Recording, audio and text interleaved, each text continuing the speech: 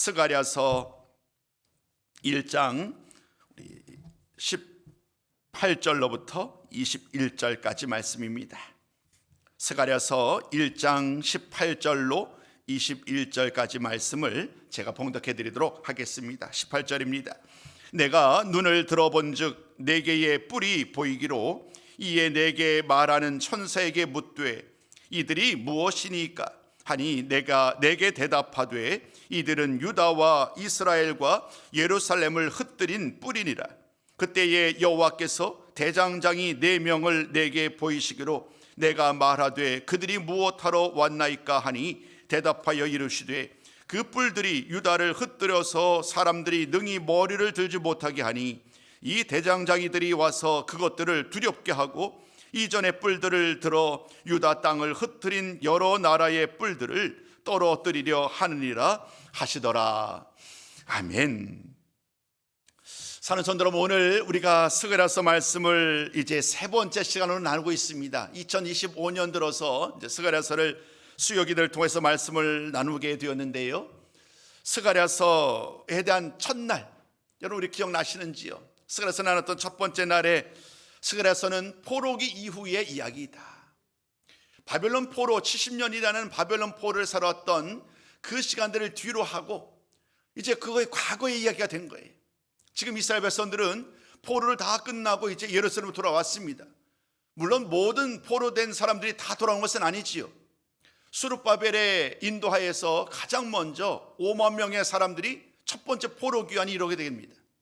그 이후로 또다시 또 다른 사람들에 의해서 계속해서 이제 돌아오게 되죠. 3차의 포로의 귀환이 일어나게 되는데 그 이후의 모든 과정들의 상황을 우리는 이 스가랴서가 선포됐던 말씀의 배경으로 나누고 있습니다.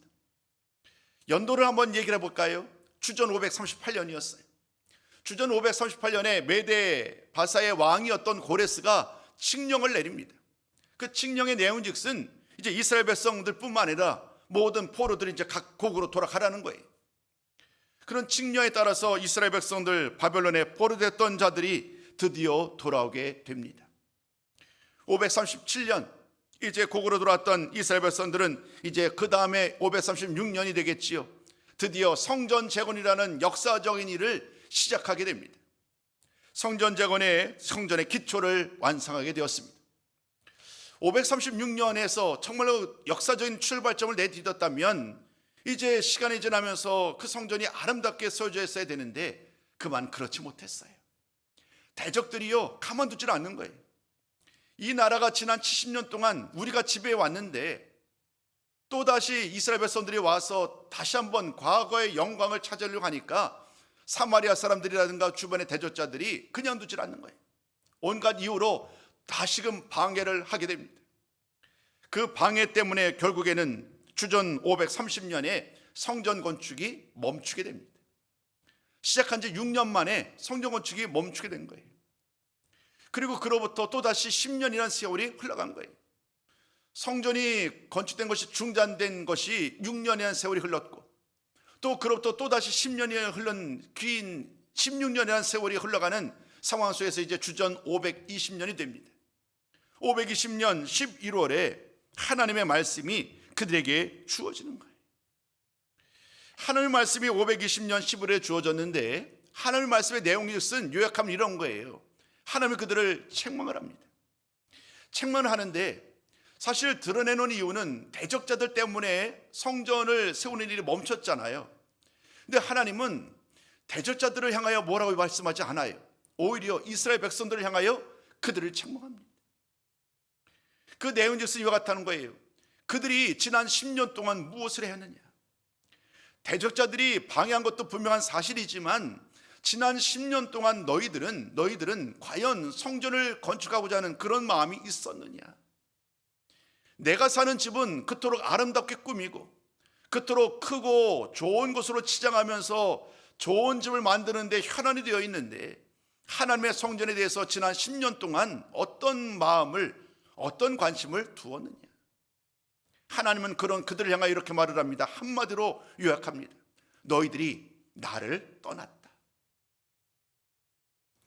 대적들의 공격이 있었고 반대가 있었지만 돌이켜보면 그들의 마음이 하나님께서 떠난 거예요. 여러분, 우리들도 그렇지 않나요? 마음이 떠난다는 것은요, 참 무섭습니다.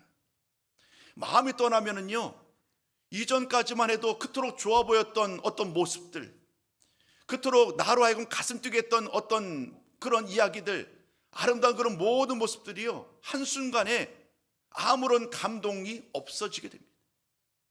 마음이 떠나고 나면 사람들과의 관계도 얼마나 무서운가요? 바로 얼마 전까지만 해도 서로 정말 없으면 못 살 것 같이 여겼던 많은 사람들이 한순간에 어떤 사건으로, 어떤 일로 인하여서 마음이 떠나게 되면 그 순간부터는요, 더 이상 보지를 못하게 되는 그런 일들이 얼마나 많이 있단 말이에요. 더군다나 사람과 사람 사이의 문제가 아닌 하나님과 사람 사이에 하나님을 떠났다는 이 말씀은 너무도 큰 충격이지요. 우리가 첫째 날 그 말씀을 나눴었는데요, 한 번 더 좀 나눴으면 좋겠습니다. 우리 한번 1장 3절입니다. 같이 한번 1장 3절 같이 한번 읽어봅니다. 자, 시작. 너희는 내게로 돌아오라.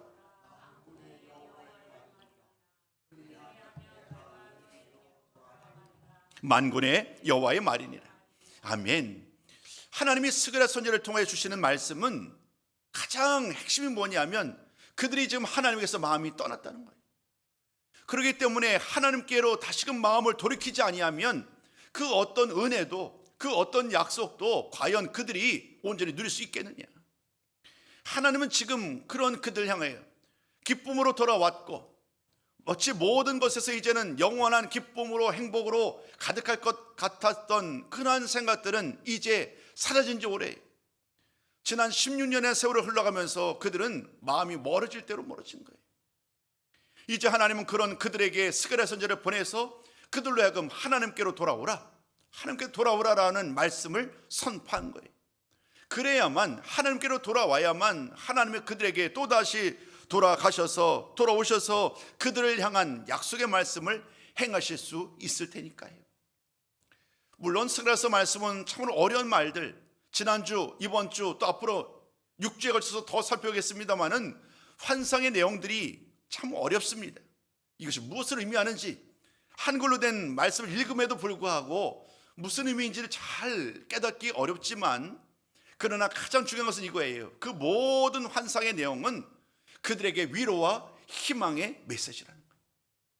책망으로 시작했지만, 하늘에서 떨어졌다라고 책망의 말씀을 시작했지만 결국에는 하나님이 또다시 그들에게 마음을 여세요. 마음을 여셔서 그들에게 먼저 돌아오시고 그들에게 또다시 사랑의 손길을 내미시는 거예요. 지난주에 나눴던 말씀 여러분 기억하시는지요? 첫 번째 하나님의 말씀이 스가랴에게 임한 지 3개월이 지난 다음에 또다시 하나님의 말씀이 스가랴에게 임하였어요. 이번에는 환상이 그에게 임한 거예요. 환상이 임했던 내용의 첫 번째 내용은 이와 같은 거예요. 붉은 말을 탄 한 사람이 화석류 나무 사이에 있는 모습을 환상으로 보게 됩니다. 친절하게 주의 천사가 이 모든 의미를 해석해 줍니다. 그래서 말하는 이 붉은 말을 탄 사람은 주의 사자예요. 하나님과 이스라엘 사이에서 앞으로 있게 될 모든 일들을 이 주의 천사를 통해서 미리 보여주시는 거예요. 붉은 말이 탄 사람이 누구인지 물을 때에 자세하게 설명합니다. 그 다음에 그 모든 그 여호와의 사자를 통하여서 위로와 소망의 말을 전합니다. 지금도 여전히 대적자들은 강력한 힘을 발휘하고 있지만, 그리고 우리들 이스라엘은 여전히 연약하여서 참으로 힘겹게 하루하루를 살아가고 있지만, 하나님의 말씀이 이거예요.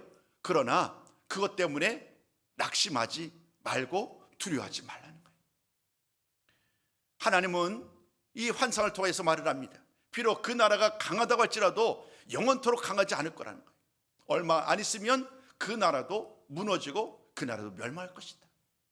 그리고 그때가 되면 하나님께서 이제 이스라엘 백성들을 다시금 성전을 다시 세우게 할 것이고, 그 나라 예루살렘이 다시 옛날의 영광을 온전히 누릴 수 있도록 예루살렘도 다시 세워질 것임을 약속하여 주셨어요. 모든 것이 다 무너졌고 여전히 과거의 영광을 회복한다는 것은 여전히 먼 미래의 이야기요, 불확실한 이야기 가운데 하나님이 찾아오셔서 그들에게 이 약속이 반드시 이루어질 것임을 환상을 통하여 말씀하여 주신 거예요. 오늘 본문에서도 우리는 또 다른 환상을 만나게 됩니다. 오늘 본문의 환상을 보면 크게 두 가지예요. 하나는 네 뿔, 그리고 네 대장장. 여전히 우리가 좀 막막하지요. 네 뿔이 무엇을 의미하는가, 또 네 명의 대장장이가 무엇을 말하는가, 아마도 여전히 좀 낯서실 거예요. 우리 한번 그 말씀을 한번 우리 같이 나눠 보시자고요. 첫 번째입니다. 이 네 개의 뿔은요, 유다와 이스라엘을 괴롭혔던 이방 나라들을 가리키는 거예요. 유다, 이스라엘. 우리가 잘 아는 것처럼 지금 이스라엘 백성들은 바벨론 포로에서 돌아왔습니다마는 시간을 거슬러 올라가다 보면 이스라엘을 무너뜨렸던 나라, 여러분 기억나시는지요? 바로 아수르란 나라지요. 주전 722년에. 또 남유다를 멸망했던 나라를 기억하시죠? 바벨론이라는 나라. 주전 586년에. 우리에게 아수르와 바벨론뿐만이 아니죠. 그 이전에는 애굽이라는 나라도 기억을 합니다. 애굽이라는 나라가 얼마나 오랫동안 이 이스라엘 백성들을 괴롭혔는지를 여러분 잘 아실 거예요. 역사를 돌이켜보면 애굽이라는 나라가 있었어요. 또 아수르라는 나라가 있었어요. 바벨론 나라가 있었습니다. 그리고 지금 이 말씀이 선포된 당시의 나라는 메데 파사, 우리들이 좀 익숙한 이해를 가자면 페르시아라는 나라예요. 이 모든 나라들은요 정말로 강력한 나라예요. 이 강력한 나라로 말미암아 유다는 단 한순간도 온전히 모든 나라 옆에 당당하게 이 국권을 자랑한 적이 한 번도 없었습니다. 딱 한 번 있었네요. 다윗과 솔로몬 시대. 그 시대를 제외하고는 그 언제도 주변 나라들보다 강했던 시간이 한 번도 없었어요. 오늘 이 네 개의 뿔에 대해서 얘기하는 것은 바로 그 나라들을 얘기합니다. 즉 뿔이 뭔가요? 막 공격하는 거잖아요. 우리가 알다시피 뿔이 달린 짐승이 막 공격하는 것처럼 이 본문에서 말하는 이 뿔 역시 마찬가지예요. 유다를 괴롭혔던 나라들, 유다를 멸망이랬던 나라들, 저 북이스라엘을 멸망했던 그 나라들을 이야기를 합니다. 그러니까 네 뿔은 당연스럽게 아수르와 바벨론이 포함되겠지요. 그러나 여기서 이것을 네 가지 뿔이라고 해서 꼭 네 나라만을 고집할 필요는 없을 것 같아요. 이 네 뿔이라는 것은 역사적으로 이스라엘을 괴롭혔던 수많은 나라들, 애굽도 해당되겠고요. 또 함께 나눴던 아수르와 바벨론, 또 메데 파사, 페르시아도 되겠고, 이후의 이야기입니다마는 헬라라는 나라도, 로마라는 나라도 역시 이 뿔에 해당되겠지요. 수천 년을 지내오는 동안에 이스라엘은 언제나 같이 수많은 대적들의 공격을 받고 어려움을 겪는 이야기를 이 네 가지 뿔에 대한 환상을 통하여 설명하고 있습니다. 실제 모든 이스라엘 역사 가운데 늘상 이러한 어려움을 당해왔고 지금도 마찬가지예요. 바벨론에서 돌아온 지 16년이 지났고 거의 20년이 다가오는데 여전히 유다는 온전히 서지 못해요. 여전히 대적들이 계속해서 유다를, 이스라엘을 공격하고 있습니다. 이런 상황 가운데 이스라엘은 네 개의 뿔로 상징되는 이방 나라들, 그들이 위협하고 온갖 두려움 속에 남아있는 그 상황이 얼마나 그들에게 큰 부담과 두려움이 되겠습니까? 그때의 상황을 가장 잘 드러냈던 말씀이 동일한 시대를 배경으로 하고 있는 느헤미야서의 말씀에 잘 드러납니다. 우리 한번 이 말씀은 같이 좀 읽기 원합니다. 느헤미야서 9장 36절과 우리 37절 말씀이에요. 같이 한번 읽어보셨으면 좋겠습니다. 함께 읽습니다. 시작. 우리가 오늘날 종이 되었는데 우리 조상들에게 주사 그것의 열매를 먹고 그것의 아름다운 소산을 누리게 하신 땅에서 우리가 종이 되었나이다. 우리의 죄로 말미암아 주께서 우리 위에 세우신 이방 왕들이 이 땅에 많은 소산을 얻고 그들이 우리의 몸과 가축을 임의로 관할하오니 우리의 곤란이 심하오며 라고 말해요. 여러분 지금 이 땅, 약속의 땅, 가나안 땅에서 지금 살아가고 있어요. 약속의 땅에서 수백 년 동안을 지내왔어요. 지금도 여전히 마찬가지죠. 이제 하나님의 약속에 따라서 이 고국으로 돌아와서 편안한 삶을 살아야 되는데 근데 정작 현실은 그렇지 않은 거예요. 그 땅에서 우리가 종이 되었나이다 라는 말입니다. 실제는 종이 아니지요. 실제는 종이 아닌데 마치 종처럼 여전히 주변에 있는 많은 대적들에 의해서 이 나라가 온전히 마음껏 자신의 권위를 행사하지 못하는 상황이 여전히 계속되고 있는 거예요. 이런 아픔과 이런 슬픔 때문에 우리의 곤란이 심하오며 라고 얘기를 하면서 여전히 어려움 당하고 있는 현실의 이야기를 전하고 있습니다. 네 개의 뿔에 대한 설명을 통해서 말씀하신 것은 현재 이스라엘의 현실을 그대로 보여주는 거예요. 현재 이스라엘의 현실은 녹록치 않다. 바벨론에서 포로 돌아왔음에도 불구하고 여전히 우리의 삶은 나아지지 않았고, 여전히 대적들은 우리를 공격하기 위해서 호시탐탐 우리를 노리고 있고, 정작 우리들은 그만큼 힘을 기르지 못한 거예요. 싸워야 되잖아요. 대적들과 싸워 승리할 수 있을 만한 능력이 있어야 되는데, 그런 능력이 없는 이 현실로 인하여 모든 사람들은 슬퍼하며 불안해하며 두려워하고 있습니다. 그 두려움의 결과가 무엇인가요? 성전을 건축한 일을 멈춘 거예요. 마음의 용기가 사라지니까, 이 영적인 능력이 없어지니까 모든 주변의 상황 속에서도 감히 영적으로 싸울 엄두를 내지 못하는 거예요. 오늘 이 시대가 바로 그러한 모습을 그대로 보여줍니다. 우리들의 모습도 다르지 않은 것 같아요. 영적으로 우리가 깨어있느냐 깨어있지 않느냐에 따라서 우리가 이 세상을 바라보는 우리의 그 어떤 담대함, 그 담대함도 영향을 받지요. 늘 영적으로 깨어서 믿음으로 무장되어 있을 때는요, 두렵지 않습니다. 불안하지 않습니다. 그러나 나도 모르게 그렇지 못할 때가 있지요.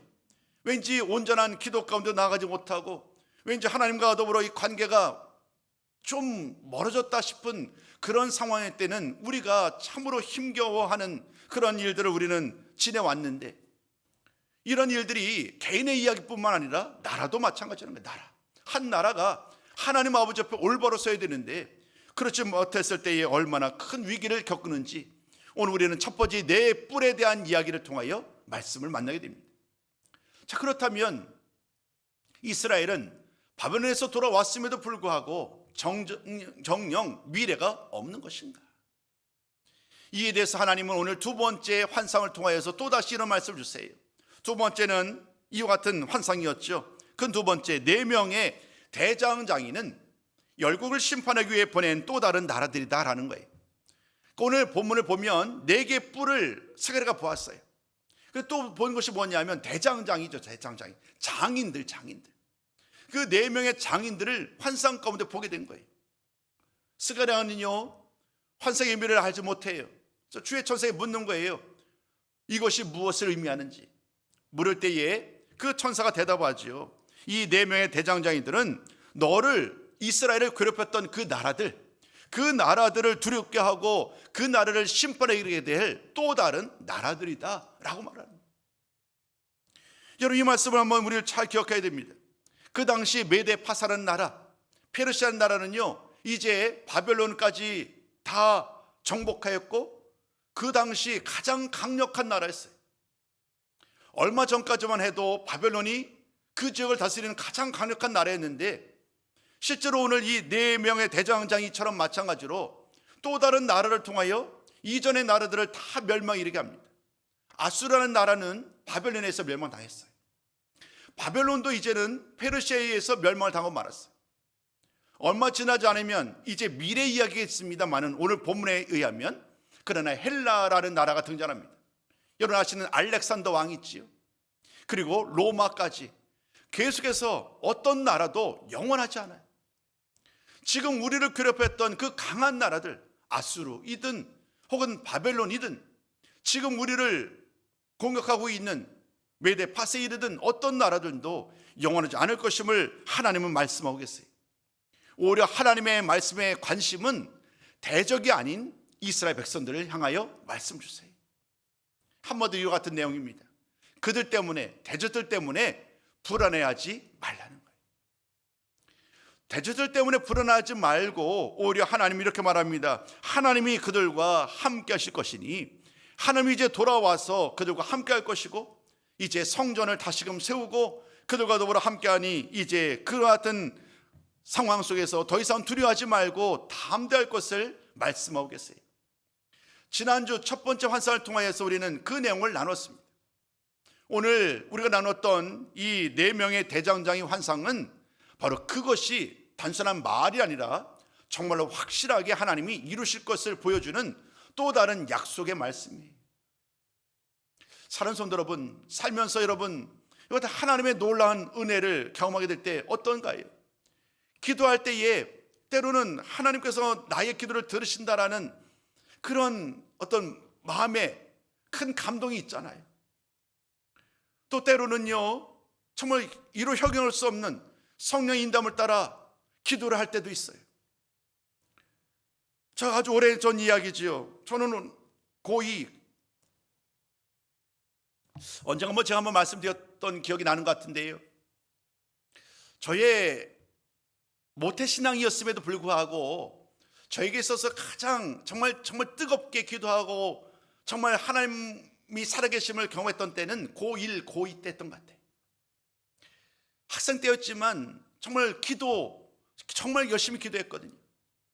부흥회가 시작되면 가장 먼저 앞에 나와서 기도하고 또 금요 기도회 때도 또 함께 기도하고 그런 과정 속에서 정말 일평생 잊을 수 없는 놀라운 성령의 감동 함심 속에서 정말 뜨겁게 막 그냥 불이 임하고 정말 밤새도록 온 예배당을 다 그냥 둥글어가면서 하나님의 은혜와를 체험했던 그런 기억들이 한 번이 아니라 희한하게도 1년, 2년 동안 지속적으로 그런 부흥회 속에 역사가 일어나는 거예요.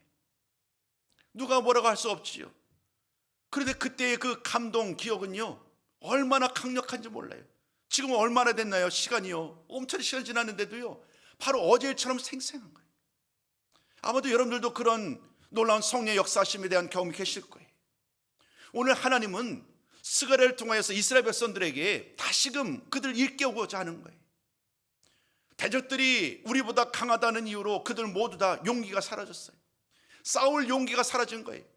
영적으로 하나님에서 멀어지니까 하나님의 능력으로 싸워왔잖아요. 이제까지 그들의 능력으로 싸운 적은 단 한 번도 없는데, 근데 그들은 이제 이렇게 생각하는 거예요.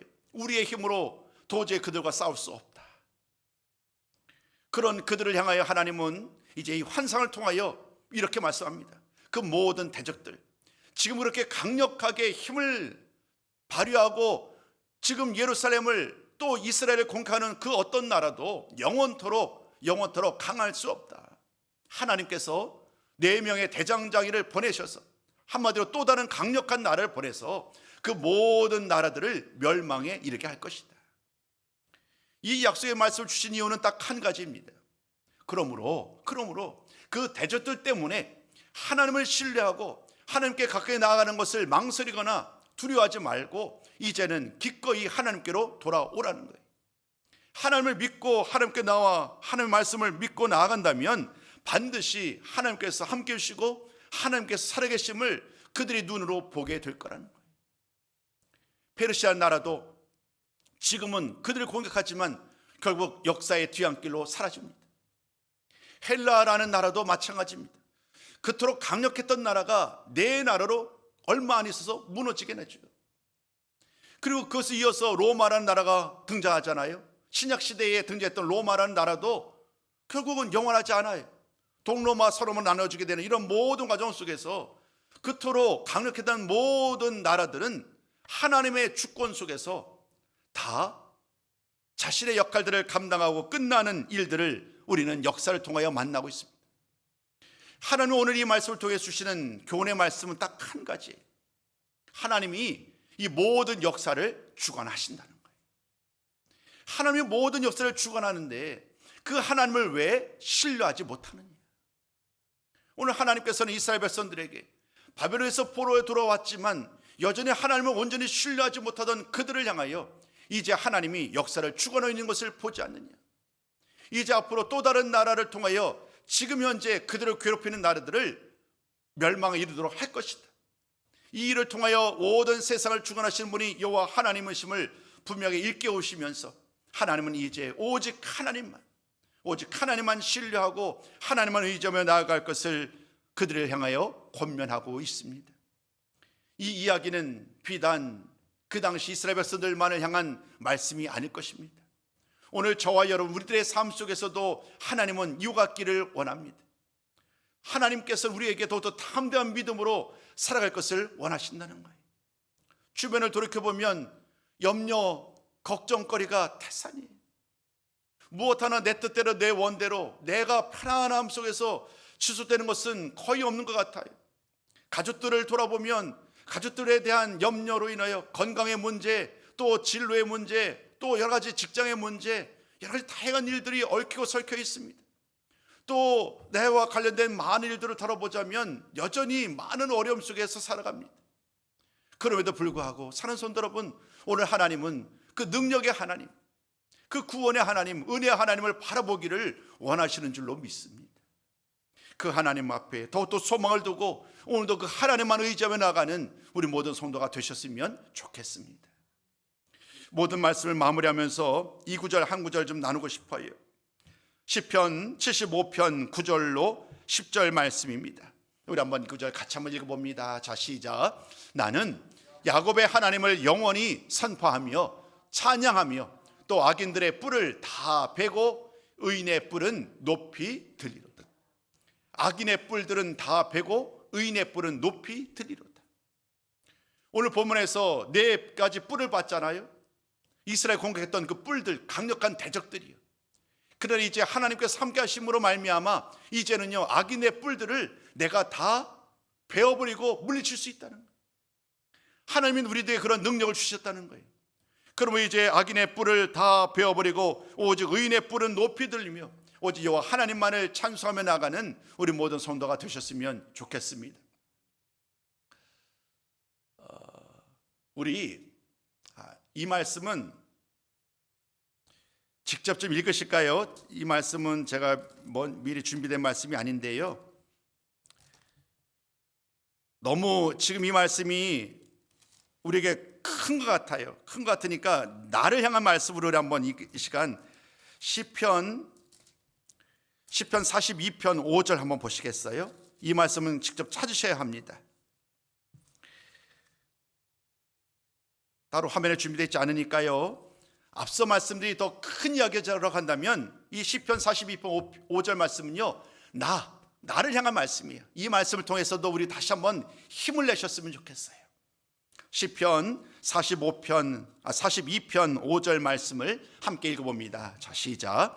내 영혼아, 내가 어찌하여 낙심하며 어찌하여 내 속에서 불안해하는가? 너는 하나님께 소망을 두라. 그가 나타나 도우심으로 말미암아 내가 여전히 찬송하리로다. 아멘. 여러분, 이 말씀을 통해서 다시 한번 힘을 내시고 이 말씀 붙들고 오늘도 다시 한번 하나님을 찬송할 수 있는 그 귀한 시간, 귀한 성도의 삶이 되셨으면 좋겠습니다. 이 말씀을 가지고 다시금 위로받으시고 세임 얻으시는 우리 모두 성도님들 다 되시기를 주님의 이름으로 축복합니다.